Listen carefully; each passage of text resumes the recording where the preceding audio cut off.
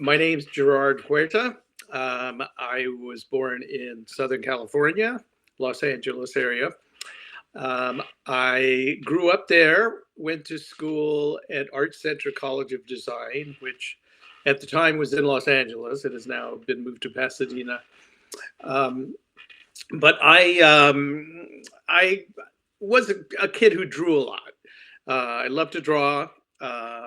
Also play guitar. Those were kind of my two sort of isolated from the public sort of things I love to do. But anyway, I did show an interest in art, and I did pretty well in school as far as that went. So after a year at the University of California, Irvine, I transferred to Art Center College of Design and did a 4-year program in 2 years and 8 months. I kind of went through it because I wanted to graduate at the same time. Besides, I was on something called a California State Scholarship, and so if I exceeded that time, they wouldn't give me the money. So that was important to get through. Um, Upon graduating, I got married to my wife, Deborah. And about a month after that, we moved to New York, Manhattan, New York City. And I began looking for a job. My wife got a job right away. I did not get a job for about 2 months. New York City in the 70s, in the mid 70s, it was 1974, was not the place it is today. It was full of graffiti, full of garbage piled in the streets, much more dangerous. Um, and it was going broke. So it was not a great place to venture to. Fortunately, after 2 months, I did get a job as an album cover designer at CBS Records, um, which was I call it probably the best job a kid out of art school could get because I was doing album covers. And because I had an interest in lettering, and my boss John Berg, he saw that because I had a portfolio full of lettering. He um, he gave me a lot of freedom to kind of design covers the way I wanted to. So it really was kind of a great job. So I was there about a year and 4 months, and then I went freelance when I was 23 years old, and have been a freelancer ever since. So it's been about 50 years freelancing now. Um, in terms of my childhood, I had a sister and three brothers, and sort of a normal kind of childhood. Nothing out of the ordinary. Um, Probably for me, the most significant thing was that we were moving to Orange County from Los Angeles because my father got transferred from Los Angeles to Long Beach, California, and it was quite a drive with no 405 freeway at the time. So we moved to a place called Westminster. In the interim, we my dad took 2 weeks off, and it took about 2 weeks for us to get into our new house from our old house because it wasn't ready yet.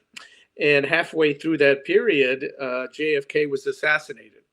So I was not one of those school kids who learned about it over the intercom. I learned about it as we were driving up to Santa Barbara in the car with the radio on. So we spent the next week sort of watching events unfold and Lee Harvey Oswald being murdered on television and kind of the whole thing. So that was a real standout childhood memory for me. Um, I don't know how important that is to your story, but it was kind of important to my story. And coincidentally, my brother sent me some pictures from Dallas um, of the school book depository and Dealey Plaza and sort of a bunch of stuff there. So we were sort of reminiscing about those times. Well, I was 11 years old. What happened is we were actually leaving a motel in Orange County to drive up to Santa Barbara. We heard about it because we had the TV on, we heard the bulletin.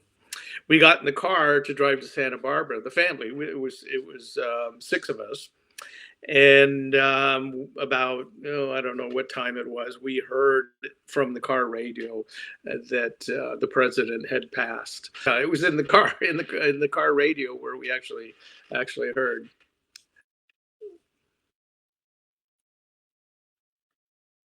Some that relate to my work. I had an aunt who did oil paintings, my father's sister, and she lived with my grandparents, and she had a bedroom that was covered in framed oil paintings that she had done. And when I would go visit my grandfather, I would go into her room and just study them and look at them, and became just very intrigued as a child, that somebody would do this. And so I convinced my dad to buy me some oil paints, and I began to paint, kind of experiment and learn all that stuff. So I sort of owe it to my aunt for giving me that little bit of push. And one of the things that I have in my house, which I cherish, is my aunt did a portrait of my dad back in 1957. And so I have that framed in my house. And I think I have maybe one other picture of hers, but that's certainly a special one, that she had painted back at the time. Um, let's see, anything else that I recall of just, I was in a band, in junior high and high school, and coincidentally, I met my wife. She was the girls' league president, eighth grade girls' league president, and her brother was in a rival band, and she hired our band instead of her brother's band. So we played at her girls' league dance, and that's where we got together. I was 16 years old; she was 14, and we've been together ever since. So, um, sort of a odd story, I guess. Yes, I played. Actually, I played. By default, I played bass guitar in the band, and then when college came around, that particular group decided to go to San Francisco and follow their music dreams. I came to a crossroads where I had to sort of figure out: do I go into art or go into music? And I felt that music was not necessarily a very fair sort of way to go, because I knew people that were amazing musicians that would probably never go anywhere. Yet, you could do artwork, you could show it to somebody, and sort of push your way along, and later get work. So I decided not to go with these guys in San Francisco, and I ended up in a band with my brother-in-law, and we played Navy and Marine bases all through college. So that's kind of how I paid for college. I would go to LA, do my schoolwork, come back to Orange County. We would go to El Toro Marine Base on Friday, Saturday Camp Pendleton, Sunday Terminal Island Navy Base, and then I would drive up to LA after the gig on Saturday or Sunday nights, and start my school week. So that was sort of my college routine, and it was a good one because I could sort of pay my way, work my way through school.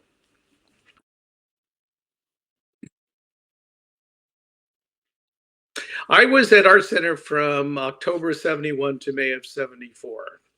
I graduated in May of '74. Yeah, we in July. We went actually. We landed in New York July 3rd, day before Independence Day. I think we were busy trying to, set up some sort of an apartment. I remember that one of the requirements in renting a place was you had to have two-thirds of the floor, the wooden floor, covered with a rug. So I remember we were trying to run around and shop and find a cheap rug to put down in the living room. Um, I think the first few nights we slept on the floor, with clothes as our pillow. I mean, we had nothing. I went to I we had two suitcases, a guitar, and a portfolio. That's what we came to New York with. That was sort of the whole thing. So it really was starting from square one for us. Yeah, it is. I think uh, basically we had nothing to lose.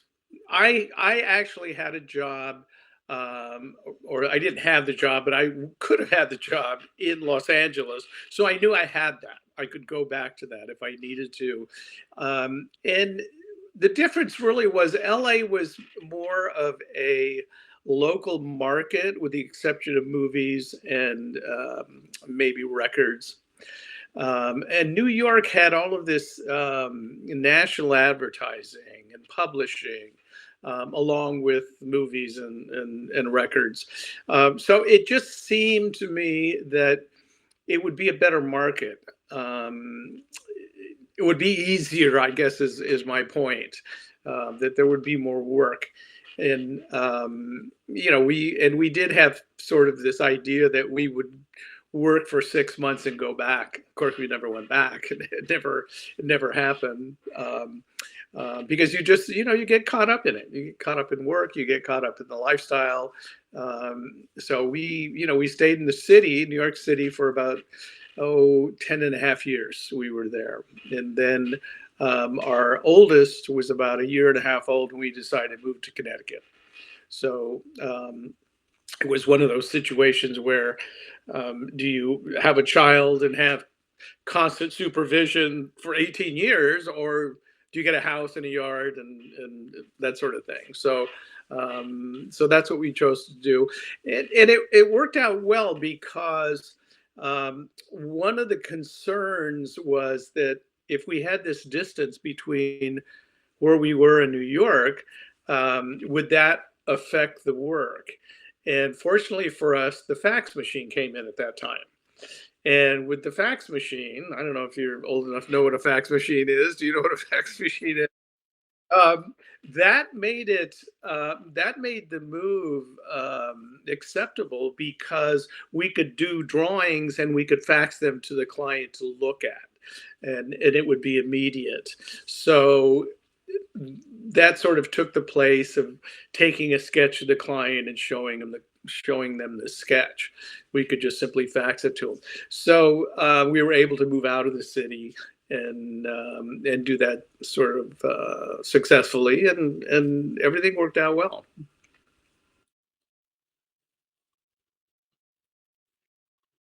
Weather.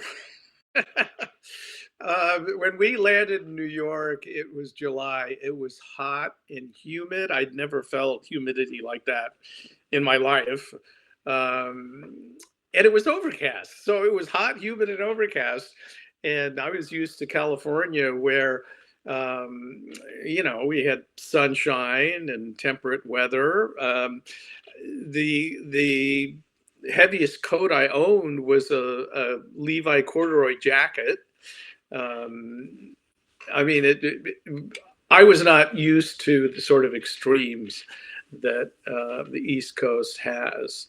And in a funny way, after all these years, I'm still not. We just finished up with some snow here. It's finally gone. But there were quite a few days that never got above freezing. It was below 32 degrees. So that I never experienced that in California. So weather was a big one. And the other thing is, in California we drove everywhere. In New York City, we didn't need to drive anywhere. There's good public transportation.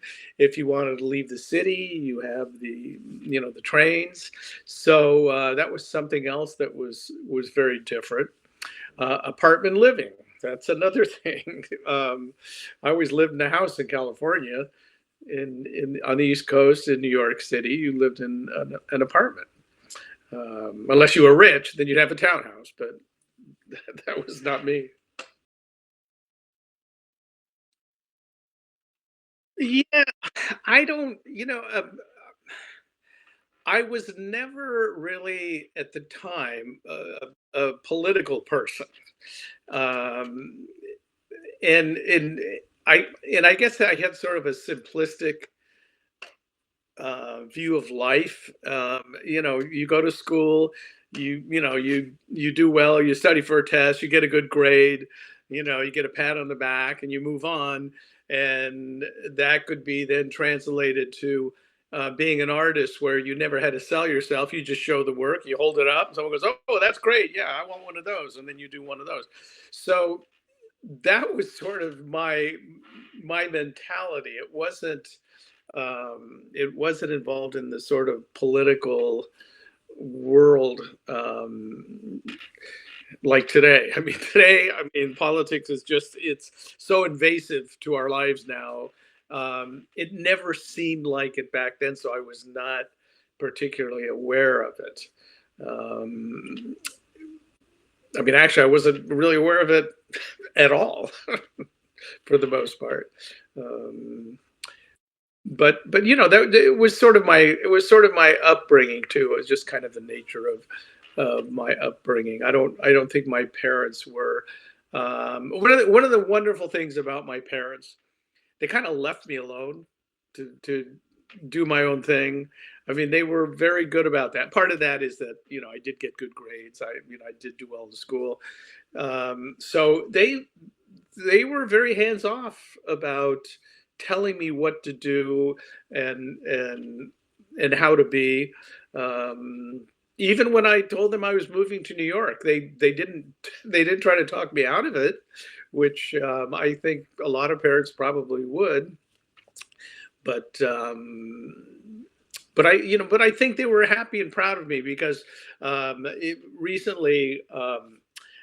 I went back to California, and my older brother had a lot of my parents' stuff in storage, and I used to send proofs and magazines and records and all these things that I worked on to my dad, and he saved them, and he had like five huge boxes full of all of this stuff that I'd sent him for years, and it all could have gotten thrown out. It just was it's old paper, but they were magazines with my work in it. He was very very proud of me. So he kept it all. He just kept everything. So naturally I had to go through it and cut out tear sheets and try to edit it down to something I could take on the plane and bring back. And he had a lot of stuff that I didn't have because I didn't keep it. So that was kind of nice.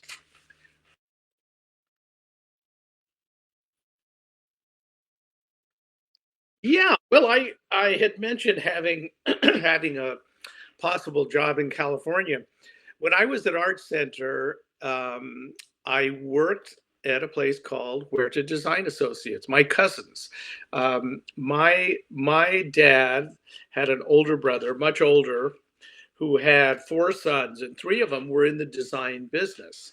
And in fact, when I decided to leave University of California, Irvine, I told my dad that I really want to go to this art school. I had found a catalog in the library of Art Center. And my dad said, I think your cousins went there. I think you should maybe talk to them. So I did. I called them, and they said, well, if you're really interested in the business, that's where you would go to school. So they were a very successful design business in Los Angeles. They were much older than me. They were really more my dad's generation. I think that one of them is still alive. Carlos, he's well into his 80s. Um, and that was just the difference, excuse me, between my dad and their dad. My grandfather had um, there were 12 children, 10 that survived to adulthood. And it's span 25 years. So my dad was one of the youngest. That was the disparity in age. Okay. Well, one of the things that people always ask me is, well, did you meet the groups? Did you get to meet ACDC? Did you get to meet whoever? And it just wasn't the way the business worked. There was this sort of hierarchy in the record business where you had A&R people artists and repertoire, who worked with the artists, the musicians. And then you had a creative director who was my boss, or art director who would also be my boss. And then you had the designers. So by the time the work got to us, many things had been decided already. And so we were, essentially hands to produce a product, a logo, lettering, a design, or something. So we never really had any contact. And this, even when I went freelance, um, I never had any contact with the actual musicians. It was always with an art director, because the art director was the one that hired you. And the record business, at least at that time, I would, because of my age, I was really on the young side in terms of my career and the kinds of things that I got to do. Um, because I was on the young side, I would be given those sort of new groups. In other words, no one was giving me a Barbra Streisand album or a Paul Simon album to do. I would get Ted Nugent's first album, or I would get when I went freelance, AC/DC's first album. I mean, I was there. I was 25. They were 25. They're a new group. They don't have a lot of say so in what goes on, because the record company is interested in one thing: selling as many albums as possible. How do you do that? You try to put the best graphics on the cover that you can.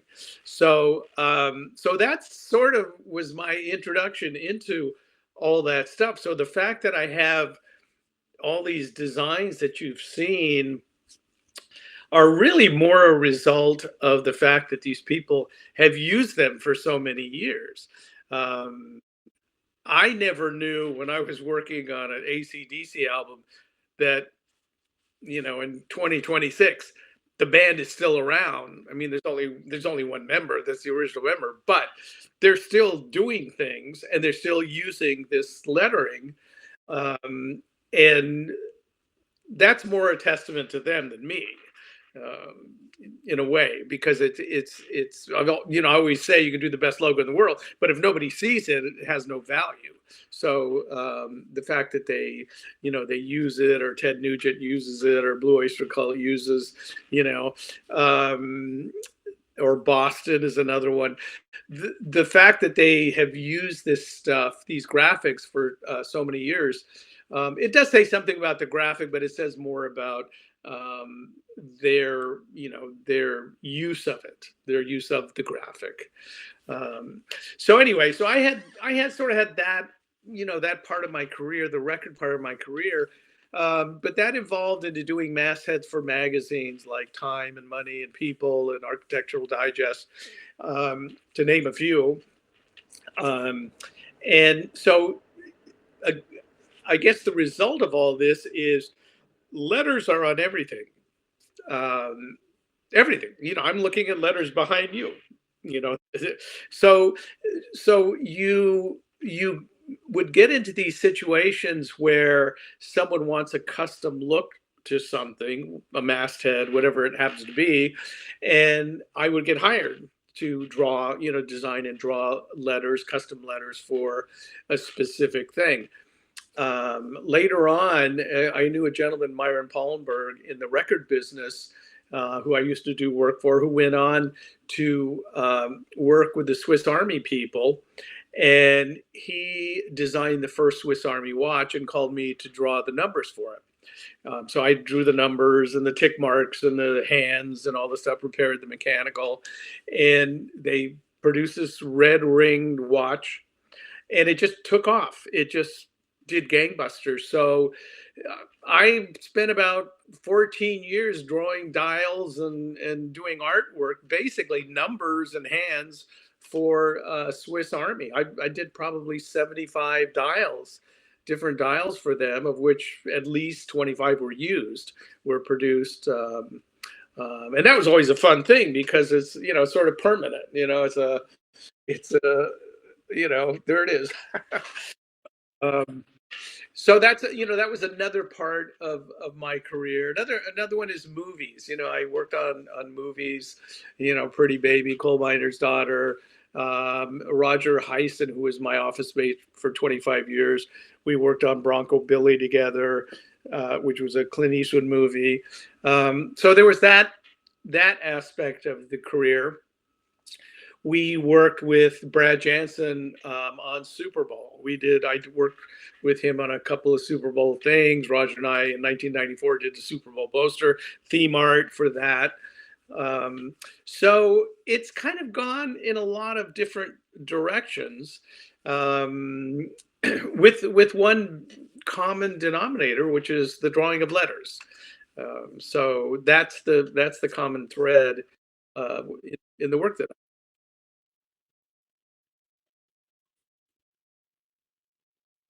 Yeah. Well, I have worked with clients. There's a gentleman in St. Louis, Tom Corcoran. I've worked with for years. I don't know, probably 35, 40 years. I've never met him. I've never met him, and we worked on stuff for Purina and Budweiser and all these different things, I've never met him, and he was the art director that would hire me to do these things, and a lot of that is not just it's the nature of where the business is, and it's gotten more like this. You mentioned that you work remotely. Um, I essentially have been working remotely most of my life, with the exception of when I was in New York delivering the artwork, actually going to see the client. Well, because of how we work now, clients don't want to see you. The client is an email. He emails you, you discuss it, you send an estimate, he approves the estimate. This is all email. You might have a phone conversation. You do the sketches, you email them, they get approved. You do the artwork, you email the artwork, and then you email the invoice. I mean, it's like this is my world right here. I'm sitting right in my world. Um, and it's just over the career, it just got more and more like that. And it's efficient.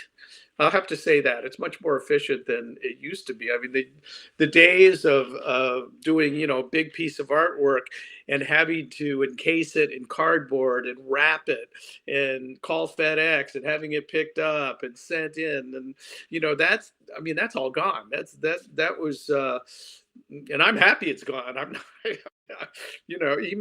emailing artwork to somebody instantly, and they have exactly the same thing that you sent them to me, is the wonders of our business. I think it's the greatest thing in the world.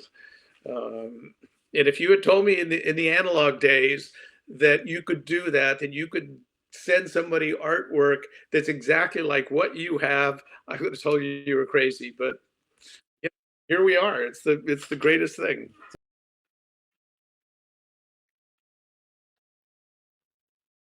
It's changed a lot. Um, it used to be the process was, you generally would do three sketches. They could be pencil sketches, pentel sketches. Pentel is a marker. You would do sketches like that. You'd get approval. You would do a very, very, very tight tissue, almost as perfect as you could, because you would have to ink that. And the only thing you want to worry about when you ink is that the ink goes down exactly the way it's supposed to go down. You don't want to go, oh, should I put the line here? Put the line's got to go where it's got to go. So that was a process. And then there's the coloring of it. I used to use a lot of color overlay film to do my color work. We would use airbrush. Airbrush was another way of doing color. So there were all these tools like pencils, tracing paper, vellum, T-squares, triangles. Triangle being, straight edge that you would use to square something up. So, what else? Templates, French curves. There was a whole slew of tools. And then when the computer came in, which really didn't come in from the sort of creative down to production, it really kind of started at the bottom. It started with printers and production and worked its way up. And I was kind of late to the party with the computer, because when the computer first people first started doing computer artwork, it was not very good. And part of that was that most of the people who were learning how to use computers were not very good artists. They were good, at technology, but they were not good at producing artwork. So there was one period of time where I spent a lot of time. Art directors would send me a finished piece of art or a print and say, "I can't use this. You got to fix it," and meaning that it just wasn't professional. So I would redraw it, retrace it, and I would ink it all and send it to the client. And I was doing that for a while. And that made me think that the computer was not worth even bothering with because I was just seeing all this terrible work. And then a gentleman named Doyle Young, who's written a few books, he was an instructor at Art Center. He came to visit me, and one day he showed me a print. And it was a logo he had done for Prince, the musician. And it was this beautiful sort of spindly thing, and had a lot of kind of decoration on it. And I said, "Doyle, that's beautiful. That's really a beautiful drawing." And he goes, "Yeah, but I'm not done. I got to work on it." And I said, "But it's all inked." And he said, "Oh, no, no, no, no. I did this on the computer." And all of a sudden it was like, oh my God, in the right hands, it's good. It's a good thing. So I immediately started trying to, I brought a computer in here, and in my free time started trying to teach myself how to work Adobe Illustrator, and which is vector artwork. Vector is when you plot points and create line work. And I remember thinking this is like drawing with a bar of soap and fishing line because of what I would get. I was, you do the wrong thing and the line would go squirrely and whatever. But I worked and worked and worked at it, and there's no going back. I mean, this is the way we do things now, and I love my Mac. So yes, the tools are different. The tools are much different than they were back in the day.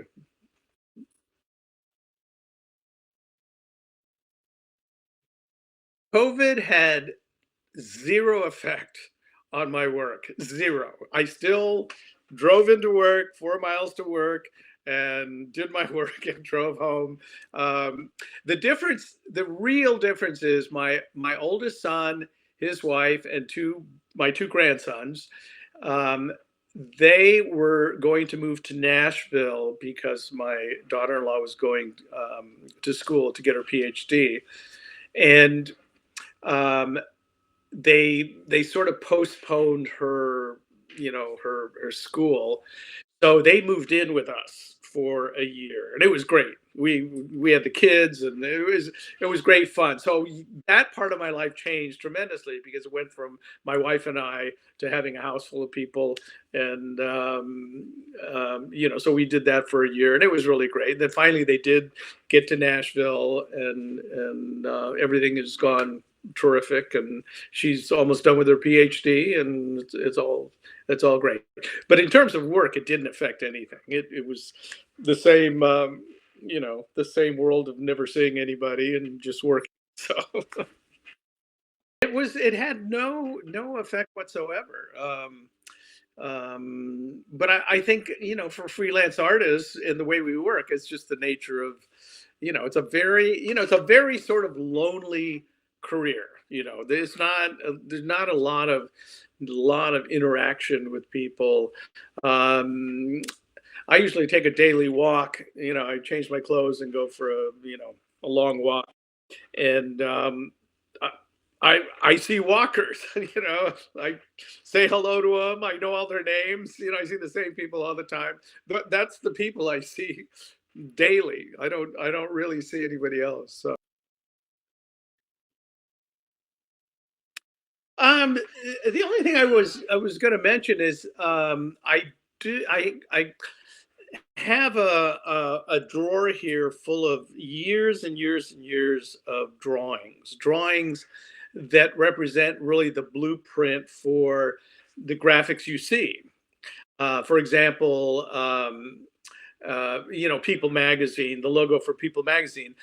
The drawing of it is, you can tell it's People Magazine, but it's got guidelines and it has all the pencil markings to prepare for an inking. And I have posted those on Instagram, and I post about every couple of days. I'll post another pencil drawing. There's a couple of reasons for that. One, they've been sitting in a drawer forever, and they're really, I'm very proud of them, and they're very tight and very cool. And nobody draws anymore. Just don't. The designers don't draw. They go to their computer and create. And drawing is the thing, I think, for me, that has distinguished what I do from other people, because it's in the drawing. What you create is in the drawing. And I like to say I can do a very rough drawing across. I have a whole drawing board set up across the room.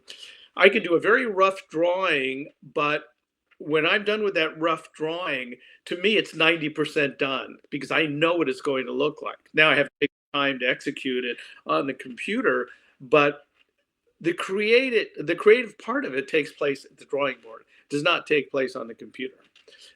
So if you're interested in looking at drawings of pop culture things that you've probably seen a lot of, go to my Instagram page. It's just Gerard Huerta, GerardHuerta, and there's a whole gallery of album covers and guitar art. I do a series of vintage guitar um, drawings or artwork that are traveling with the National Guitar Museum, and their vintage guitar. I call it guitar porn, because it's like guitars the way I remember in the 60s used to look at Beach Music Center in Huntington Beach with a sign on it that said "Do not touch." And they were shiny and brand new and beautiful. And the 60s and 50s were probably the same guitars we use today. That's where all the innovation was.